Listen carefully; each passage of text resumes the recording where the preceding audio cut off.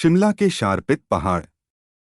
यह कहानी उन चार दोस्तों की है जिसके साथ कुछ ऐसी घटना घटी कि जिसे उनका पूरा जीवन ही बदल गया। आइए जानते हैं कि ऐसा क्या हुआ था। मुंबई शहर की रहने वाली प्रिया शर्मा अपने दोस्तों के साथ रवि, साहिल और विजय के साथ शिमला जाने का प्लान बनाया। वो सब शिमला जाने के लिए बस में बैठ गए। कुछ ही देर में प्रिया सो गई। अचानक प्रिया की नींद खुल गई तो उसने देखा कि बस में कोई नहीं था। बस का ड्राइवर भी नहीं था। बस अपने आप ही चल रही थी। उनके सारे दोस्तों भी बस में नहीं थे। यह सब देखकर डर के मारे प्रिया जोर जोर से चिल्लाने लगी। अचानक उसे लगा कि कोई उसके पीछे खड़ा है। जब उसने पीछे मुड़कर देखा तो वहां एक स्त्री बैठी हुई थी। उस स्त्री का चेहरा जला हुआ था। ऐसा लग रहा था कि किसने उसके चेहरे पर एसिड फेंका हो। ऐसा भयंकर चेहरा देखकर प्रिया ने चिल्लाना शुरू कर दिया, बचाओ बचाओ बचाओ। और अचानक प्रिया की नींद उड़ गई। वो एकदम डरी हुई और पसीने से पूरी भीग गई थी।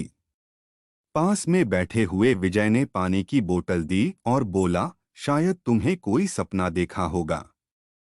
थोड़ी ही देर में सब शिमला पहुंच गए और एक होटल पर रात बिताने के लिए गए। दूसरे दिन वो सब साथ में मिलकर होटल के पास वाले पहाड़ पे घूमने जाने का नक्की किया।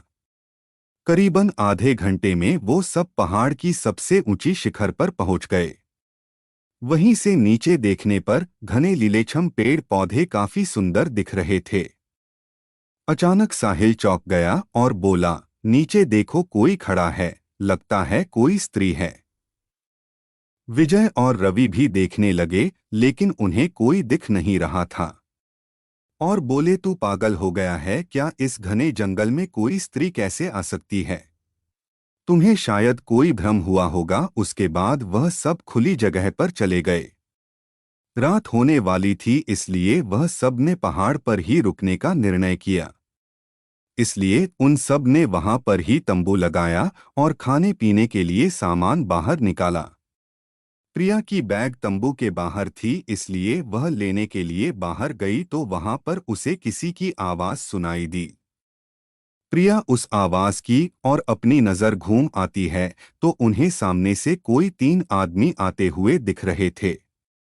उनके हाथ में धारदार हथियार देखकर प्रिया डर जाती है और दौड़ के तंबू के अंदर आ जाती है। उसने अपने दोस्तों से भी यह बात की लेकिन कोई उसकी बातों पर विश्वास नहीं कर रहे थे। प्रिया चिल्लाकर बोली, आप सब पागल हो गए हो क्या? कोई भी मेरी बातों पर भरोसा नहीं कर रहा है। चलिए मेरे साथ बाहर, मैं आपको बताती हूँ। वो सभी बाहर आके शिखर की टोच से नीचे देखने लगते हैं। उतने में ही उन सभी को लगता है कि कोई तीन लोग उनकी ओर बढ़ रहे हैं। यह सब देखकर वो सभी डर जाते हैं और तुरंत ही अपना अपना सामान समेटने लगते हैं और बड़े से पत्थर के पीछे जाके छुप जाते हैं। थोड़ी ही देर में वो सब ऊपर आ जाते हैं। प्रिया देख रही है कि उनके हाथ, पैर और सिर आम आदमी जैसे बिल्कुल नहीं थे। वो सब एक जगह पे बैठ जाते हैं और कुछ तांत्रिक विद्या शुरू करते हैं। उनमें से एक आदमी अपनी हाथों की उंगली को काट देता है लेकिन अंधेरे की वजह से उन्हें कुछ भी ठीक से दिखाई नहीं देता है। अचानक उन चारों ने देखा कि एक औरत उन आदमियों के बीच में आके लेट जाती है। कोई नहीं जानता कि आखिर वो औरत वहां पे पहुंची कैसे।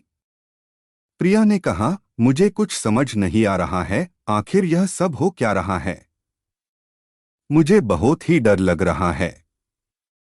एक के बाद एक वो तीनों उस औरत को सूंघने लगे। वहीं पे अचानक उस औरत ने अपनी उंगली उठाई और हमारी तरफ इशारा करने लगी। हम सब डर गई।